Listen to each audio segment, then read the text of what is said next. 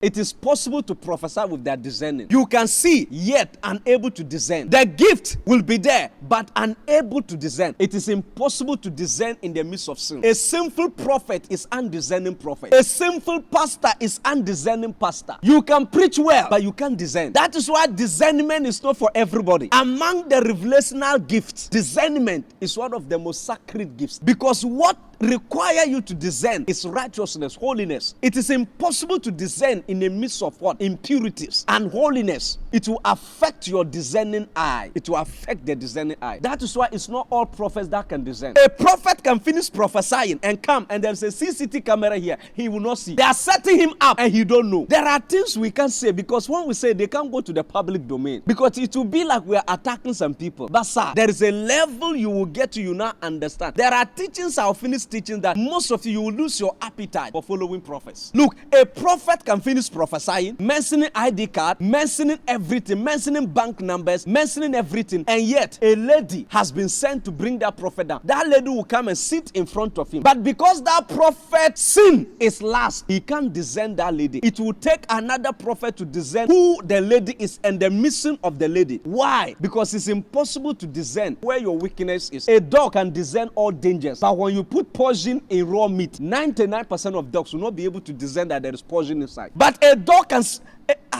They can train a dog. He can smell the presence of another person. They can see spirits. They can see many things. Put poison in meat, dog cannot discern. The dog that is able to smell people from 3 kilometers away and lead you to them cannot smell poison in meat. Why? Because the weaknesses of the dog is the meat. So if your problem is a lust and you're a prophet, a fair lady who has pushed the breast out, when he comes, even if you are the shepherd's prophet on earth, you still end in the bed. You still fall. So it will take another prophet to deliver you, because people are unable to discern in the midst of their weaknesses. Why is it that when a prophet loves the wife too much, the wife can be a witch and the prophet don't know? The wife can be cheating on the prophet and the major prophet don't know. The wife can be anything and the prophet don't know. Why? The weaknesses of the prophet is the wife. So he sees every other problem except the problem of the wife. Ask many people that are working with prophets. Some of you are even here. When was the last time you received a prophecy from? And you realize that outsiders enjoy the prophecies more than you.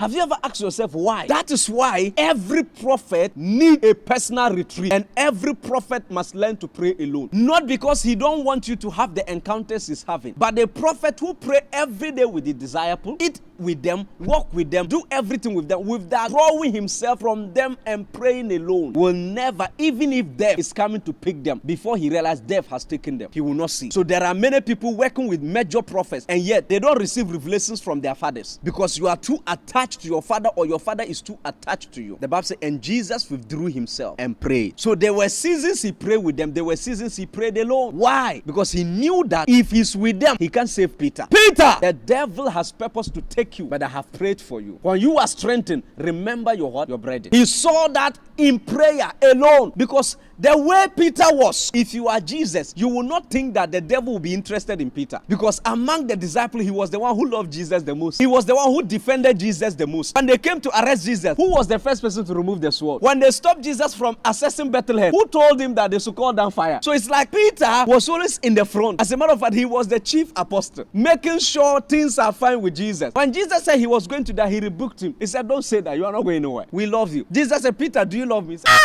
me, Peter. Hey! Me and love. You have no idea. So Jesus needed to withdraw himself so that he can see. Elisha told Gehazi, my spirit went with you. So whilst you were taking the money, my spirit was with you. So Gehazi needed to be away for Elisha to see. Do you think that was the first time Gehazi was stealing? It wasn't the first time. He was a crook from the beginning. But it was when he went away, Elisha saw. Mostly the followers that are in bed with the prophets are normally those that betray the prophets. Check out. For people the prophet love more, they are those who walk away from the prophet. Because when the devil is coming, the prophet don't see. But someone the first time is entering, hey! Haleva andalaba.